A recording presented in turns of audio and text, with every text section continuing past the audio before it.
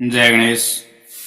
मैं पंडित दौलतराम सारस्वत आप सबका इस YouTube चैनल पर स्वागत करता हूं। गणेश ज्योतिष संस्थान सभी ज्योतिष प्रेमियों को मेरा राम राम। आज मैं आपको निस्व योग के बारे में बताऊंगा। निस्व योग कैसे बनता है इसकी जानकारी दूंगा। यदि दूसरे घर का मालिक पाप ग्रह से युक्त या विक्षित हो, दूसरे घर में कोई पाप ग्रह बैठे हो या इस घर को कोई पाप ग्रह देख रहे हो, तो या द्वितीय भाव का मालिक दुख स्थान में बैठे हो, त्रिक भाव में बैठे हो, द्वितीय भाव का मालिक त्रिक भाव में, छठे भाव में या आठवें भाव में या 12वें भाव में बैठे हो, तो ये निस्व योग का निर्माण करता है। इस योग में अगर व्यक्ति उत्पन्न होता है, पहले आपको बता दूं निस्व योग का अर्थ क्या होता है। जिसके पास अपना कुछ भी ना हो, वो दूसरे के लिए कमाता हो, अर्थात दरिद्र। ऐसे जातक के दांत नेत्र खराब होते हैं, अच्छे वचन नहीं बोलता है, इसका कुटुंब भी विफल होता है। निस्व योग वाला मनुष्य अच्छी संगति में नहीं रहता है। ऐसा व्यक्ति बुद्धि, पुत्र, विद्या और वैभव से हीन होता है। उसके धन को शत्रु लोग हर लेते हैं।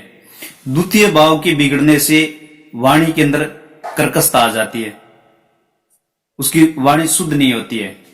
अगर द्वितीय भाव का मालिक अगर छठे भाव में बैठ गया हो, दुख स्थान में बैठ गया हो, त्रिक स्थान में बैठ गया हो, यहां पर अगर बैठा हो, तो इस प्रकार का जातक दूसरे के लिए ज्यादातर कमाएगा या अपना कमाया हुआ शत्रुओं के हाथ में दे देगा। अगर षष्ठे द्वितीय भाव में बैठा हो तो यही स्थिति होती है। और द्वितीय भाव का मालिक अगर अष्टम भाव में बैठा है तो ज्यादातर रोग से संबंधित खर्च होगा, बीमारी से संबंधित खर्च होगा, या धन भाव का मालिक अष्टम भाव में है, अष्टम भाव गुप्त धन का भी है, तो लॉटरी से संबंधित इनमें भी ये पैसा एडजस्टमेंट करेगा, यहां पे भी खर्च करेगा। अष्टम भाव का मालिक अगर द्वितीय भाव में बैठ गया तो ये स्थिति पैदा होती है। दूसरे भाव का मालिक अगर द्वादश भाव में बैठ गया तो अनावश्यक ज्यादातर खर्च होगा, बगैर काम ही बिना सोचे समझे इसका खर्चा होगा।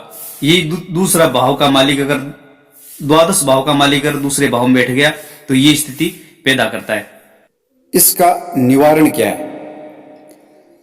दूसरे भाव का मालिक द्वितीय अगर छठे भाव में बैठा है या आठवें भाव में बैठा है या द्वादश भाव में बैठा है या नीच का होकर बैठा है या अस्त होकर बैठा है या पापी ग्रहों के साथ बैठा है, तो उस भाव को अपने बलवान करेंगे।